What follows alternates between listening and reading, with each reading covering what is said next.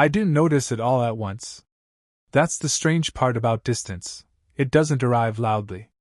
It settles in quietly, like dust on a shelf you pass every day until one morning you finally see it in the light. My son still called me. He still showed up from time to time. But somewhere along the way, he stopped asking how I was doing. And I didn't realize how much that mattered until the silence around that question started to feel heavier than anything he actually said. I've always been the kind of man who believes in routine. It's something I carried with me from my own father, who used to wake up at the same time every morning, no matter the day. Even Sundays. Especially Sundays. He would make coffee before the sun came up, the kind that filled the whole house with that deep, bitter smell. I remember sitting at the kitchen table as a boy, swinging my legs under the chair, watching him read the newspaper in silence. He didn't talk much in the mornings, but there was something comforting about just being there with him. When I had my own son, I tried to give him that same kind of stability. Not the silence exactly. I was never as quiet as my father, but the feeling that things were steady. That no matter what happened outside those walls, inside there was a rhythm you could trust. His name is Daniel. When he was little, he used to follow me everywhere. I couldn't go to the garage without hearing his small footsteps behind me, quick and uneven, like he was always trying to catch up. "Wait for me," he'd say, even when I hadn't gone anywhere yet. I remember teaching him how to hold a hammer. His hands were so small that he had to use both of them just to lift it properly. He'd look up at me after every nail, waiting for approval like it was the most important thing in the world. And I always gave it to him. "Good job," I'd say, and he'd smile like he just built the whole house himself. Those were the years when everything felt simple. Not easy, raising a child never is, but simple in the sense that love had a clear shape to it.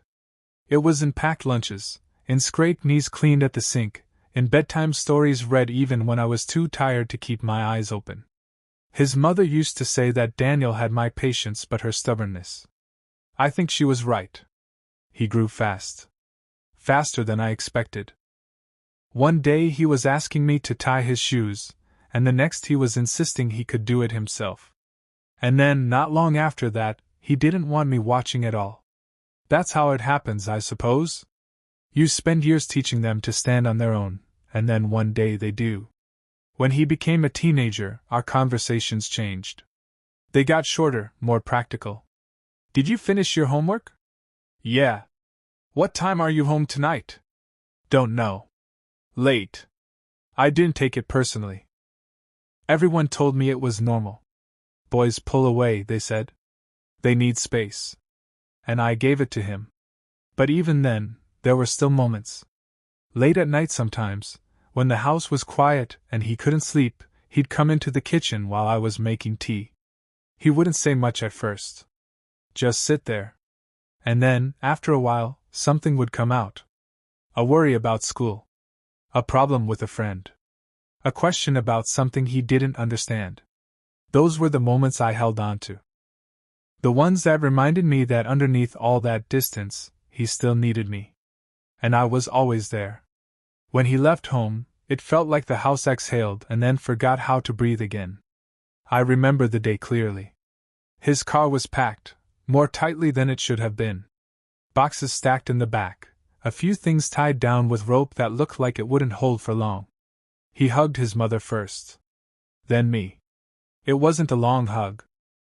Just a quick one, the kind you give when you're already halfway somewhere else in your mind.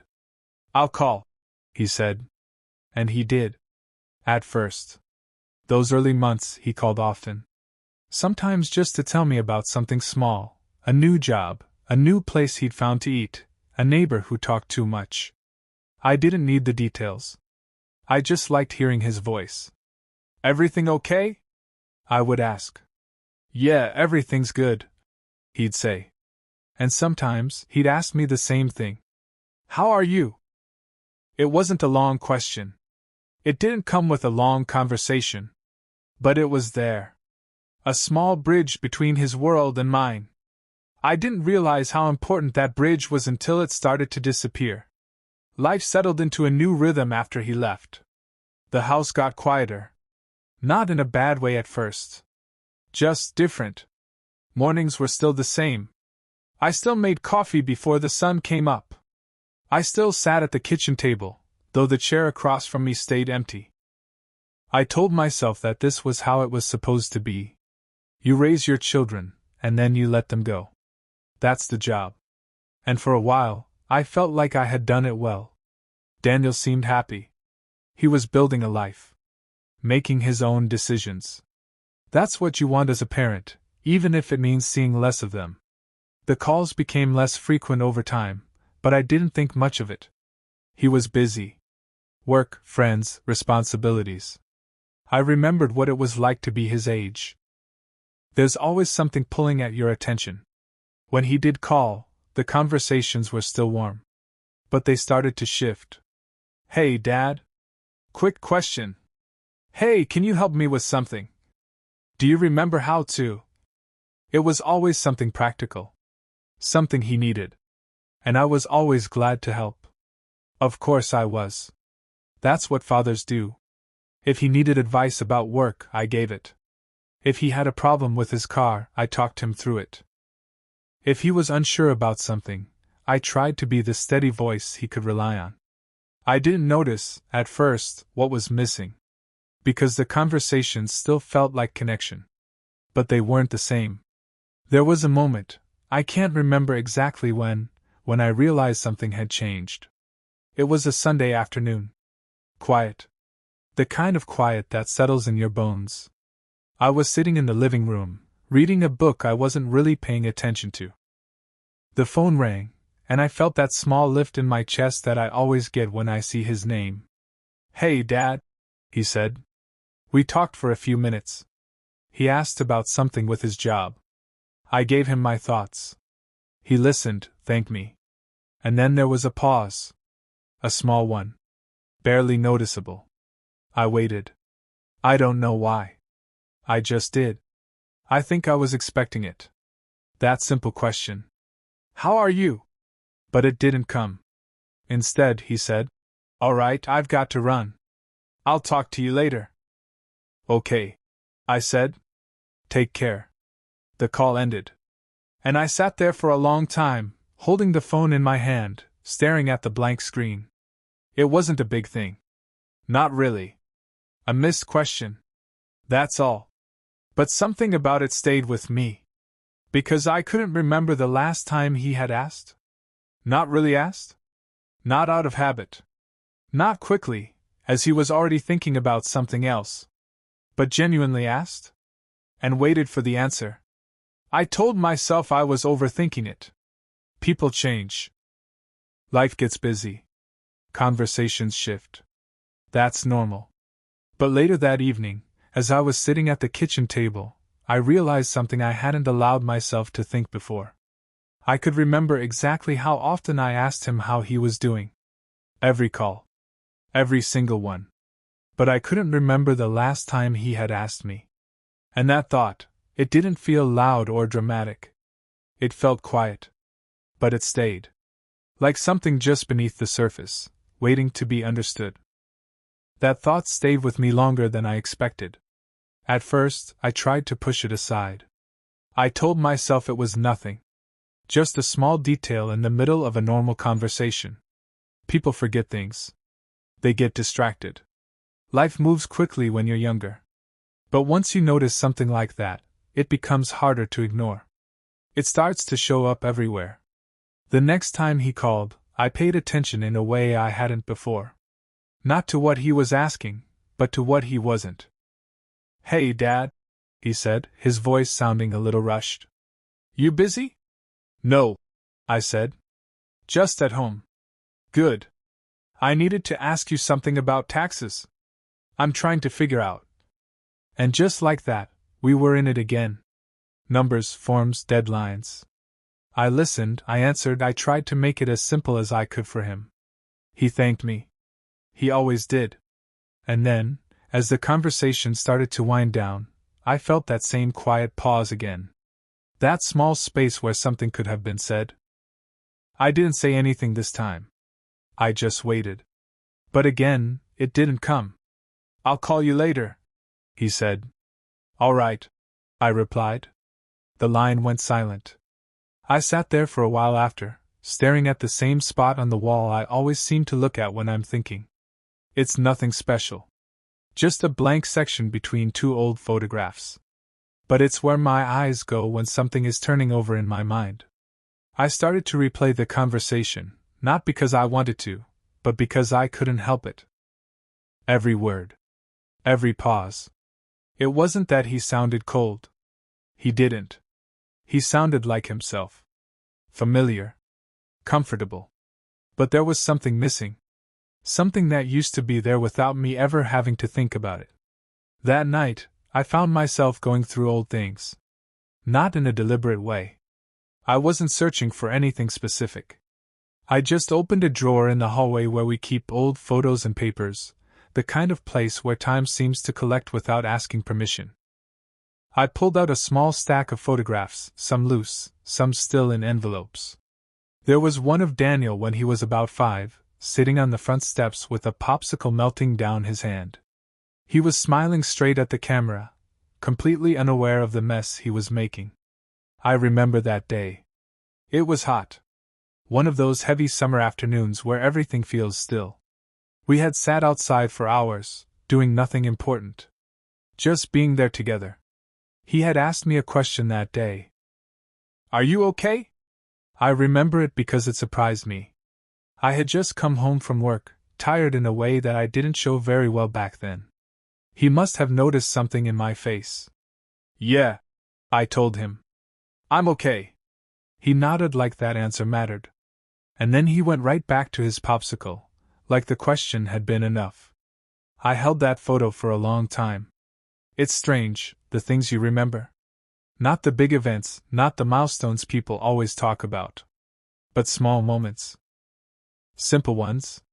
A child asking a question without even realizing what it means.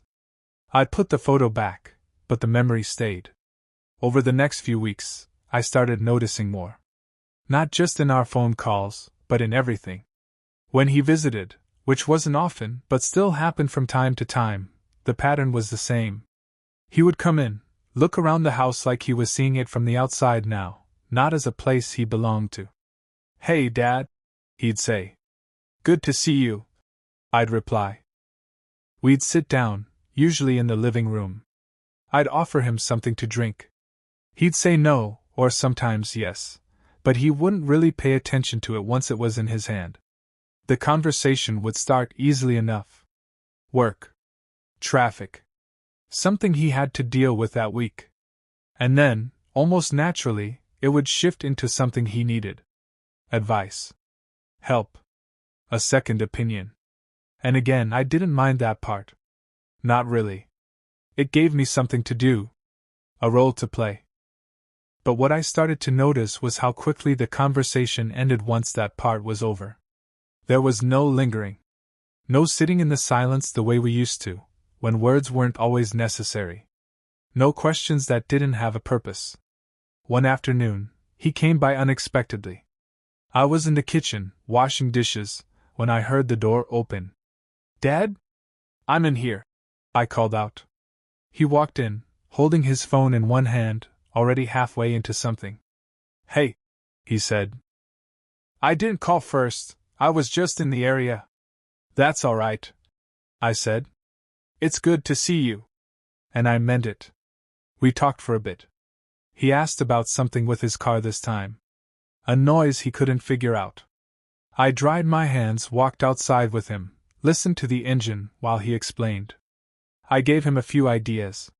He nodded, already thinking about the next step. Yeah, that makes sense, he said. We stood there for a moment after, the engine ticking as it cooled. I thought maybe this time would be different. That maybe, now that the problem was solved, we'd just stand there a little longer. Maybe he'd say something else.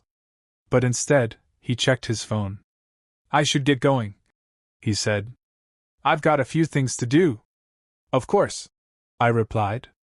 He hesitated for just a second, like he was about to say something more. And then he didn't. Thanks, Dad. You're welcome. He got into the car, closed the door, and drove off. I stood there longer than I needed to, watching the space where his car had been. The house felt quieter when I walked back in. Not because it had been loud before, but because something had briefly filled it, and now it was gone again. That evening, I sat at the kitchen table longer than usual. The same table where I used to sit with my father. The same table where Daniel had once done his homework, his small hands gripping a pencil too tightly. I placed my phone on the table in front of me. Not because I was expecting a call. Just because it felt like part of the routine now. I stared at it for a while, thinking about how strange it is that something so small can carry so much weight. A device that connects people. And yet somehow, it also shows you the distance between them. I thought about calling him. Not for any reason. Just to talk. But I didn't. I didn't want to be the one who always reached out first. I didn't want to turn something natural into something that felt forced. So I sat there instead. And that's when it really settled in. Not as a sudden realization, not as something sharp or overwhelming, but as a quiet understanding. He still needed me. Just not in the way he used to. Not as someone to talk to. Not as someone to check in on. But as someone who could fix things. Explain things. Solve things. And somewhere along the way, I had become that. Just that. I wasn't angry. That's the part people might not understand. I wasn't upset with him. I was trying to understand him. Trying to see things the way he might see them. He has his own life now. His own responsibilities. His own worries. Maybe he doesn't think to ask because he assumes I'm fine. Maybe in his mind, I'm still the same person I've always been. Steady. Reliable. Unchanging. The one who doesn't need to be asked. And maybe that's the hardest part. Not that he doesn't care. But that he doesn't realize there's something to care about. That I've changed too. That time hasn't stood still for me just because I stayed in the same house.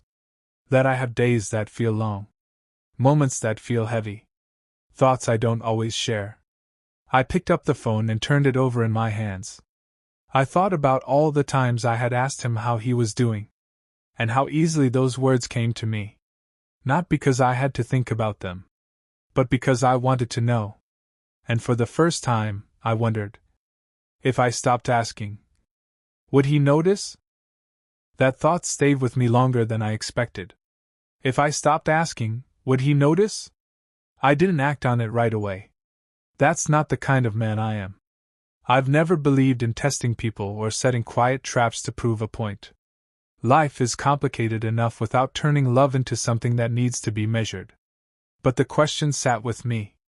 It followed me through my mornings, through the routine I had built over the years. Coffee before sunrise. The same chair at the kitchen table. The same view out the window, where the light slowly touched the trees in the yard. I still asked him how he was doing every time we spoke. Out of habit. Out of care. Out of something that felt deeper than both. And every time, he answered. Good. Busy. Same as always. Short answers. Honest, probably. But never followed by anything in return. It became something I could predict. Like knowing exactly how a clock will tick. One evening, a few weeks later, he called again. Hey, Dad. Hey, I said. We talked about something simple at first. Work, mostly. A small problem he was dealing with, something that had been bothering him for a few days.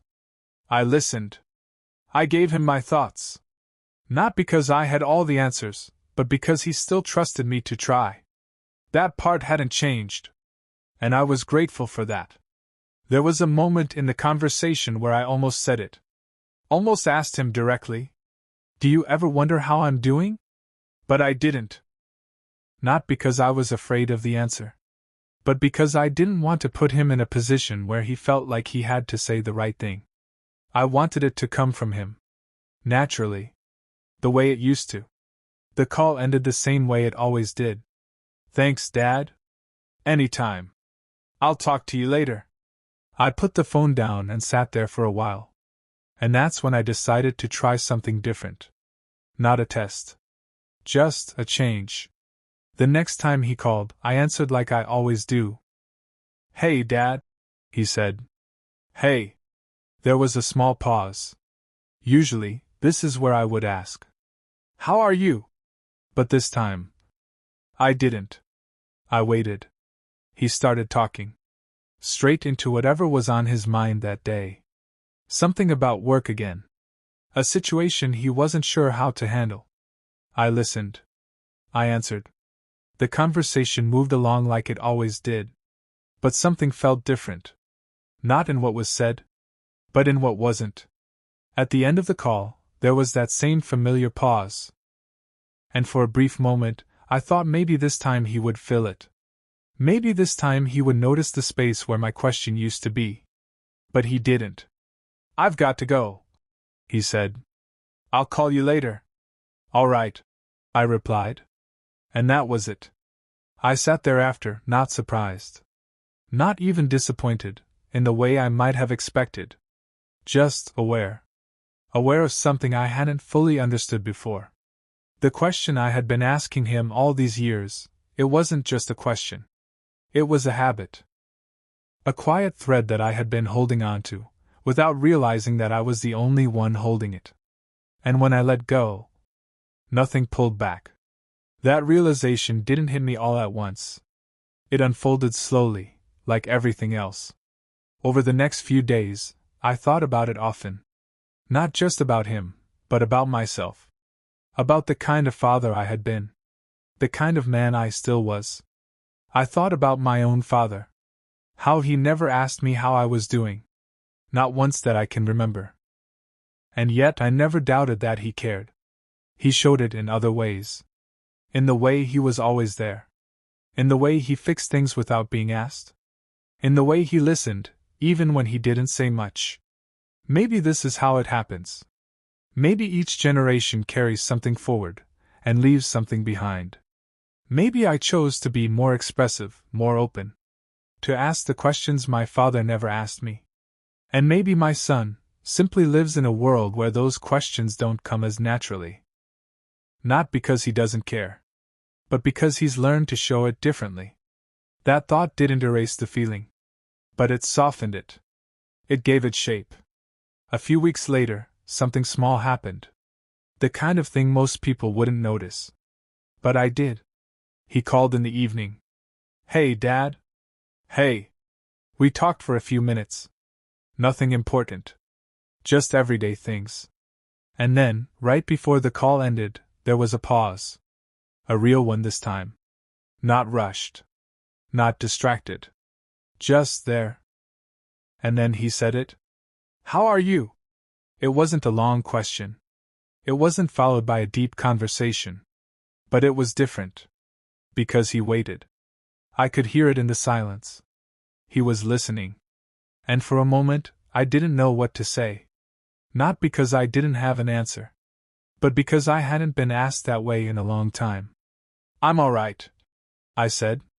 "Just taking things one day at a time." He nodded, even though I couldn't see him. "Yeah," he said. "I get that." We didn't say much after that. But something about that moment stayed with me. Not because it fixed everything. Not because it suddenly changed the way things were. But because it reminded me of something important. Connection doesn't disappear all at once. And it doesn't return all at once either. It moves in small ways. Subtle ways. Sometimes it fades quietly. And sometimes, it comes back just as quietly. I don't expect him to call every day. I don't expect him to ask every time. Life is what it is. People grow. They change. They move in different directions. That's not something to fight against. It's something to understand. But I've learned this. Sometimes, the things we miss the most aren't the big gestures. Not the visits. Not the long conversations. It's the small questions. The simple ones. How are you? Because behind that question is something much bigger. It's a moment of pause. A moment of recognition. A moment where someone sees you not as a role, Not just as a father. Not just as someone who helps, who fixes, who advises. But as a person. And maybe that's all any of us really want, in the end. Not to be needed. Not to be depended on. But simply, to be seen. And now, when he asks, even if it's not often, I answer. Not quickly. Not out of habit. But honestly. Because I've come to understand something I didn't before.